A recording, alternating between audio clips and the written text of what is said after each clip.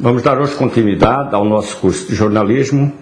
Será a nossa quarta aula e o tema desta aula será o discurso jornalístico.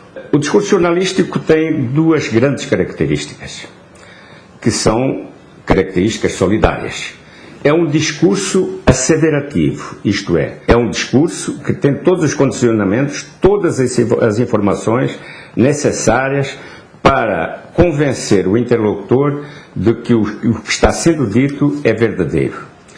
E, portanto, aí se amarra a segunda característica, o discurso jornalístico tem que ser necessariamente um discurso veraz, um discurso em que as coisas ditas, as coisas informadas, possam ser confirmadas no dia seguinte.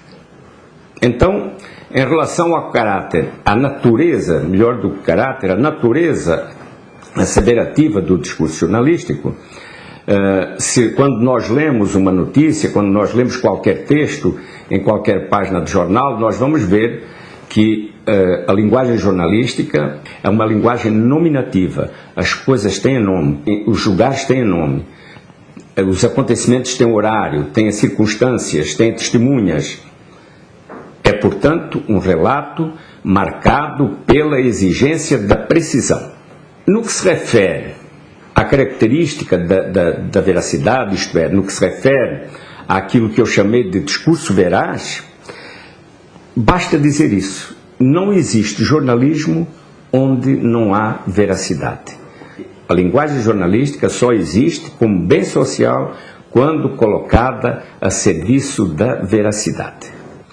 Estas duas características que marcam o discurso jornalístico, a característica da asseveração, a característica da veracidade, elas são fundamentais para que tanto a linguagem jornalística quanto o processo jornalístico cumpram a sua função de instrumentos socializadores de conteúdos relevantes, de conteúdos de interesse para as pessoas, conteúdos de interesse para a sociedade. Mas quando falamos em vocação socializadora, falamos necessariamente num componente também essencial, um componente que não pode faltar no processo jornalístico, no todo jornalístico. É um componente chamado de difusão. A difusão é um conceito que pode ser entendido de uma forma simplista ou de uma forma complexa. Da forma simplista, a gente pode entender que difusão é o espalhamento dos conteúdos, é o simples espalhamento dos conteúdos. Há até quem simplifique mais e diga que a difusão, pensando em jornais de papel, jornais impressos, que a difusão é a distribuição do jornal. Mas esta é uma pobre definição do conceito difusão. Difusão é a possibilidade tecnológica e logística que se cria para que o público possa ter acesso simultâneo aos conteúdos divulgados.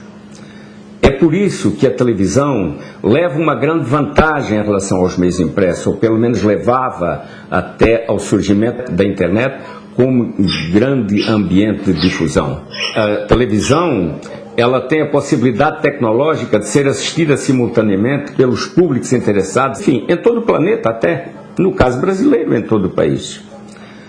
E os jornais precisam de um grande esforço de logística para que se crie essa possibilidade de todos os públicos interessados poderem comprar o seu jornal na banca em horários simultâneos. Por isso a gente pode dizer que o processo jornalístico tem na difusão o seu eixo fundamental, o seu dínamo vital. Sem difusão não existe notícia, sem difusão não existe jornal, sem difusão não existe jornalismo. O fenómeno da notícia, portanto, não está na sua construção nas redações, nem está na sua edição ou na sua impressão. O fenómeno da notícia, como processo social, está na sua difusão, na possibilidade que se cria de todo o público ter acesso simultâneo às mesmas informações, às mesmas opiniões. É isso que faz do jornalismo uma linguagem, um processo viabilizador das transformações sociais.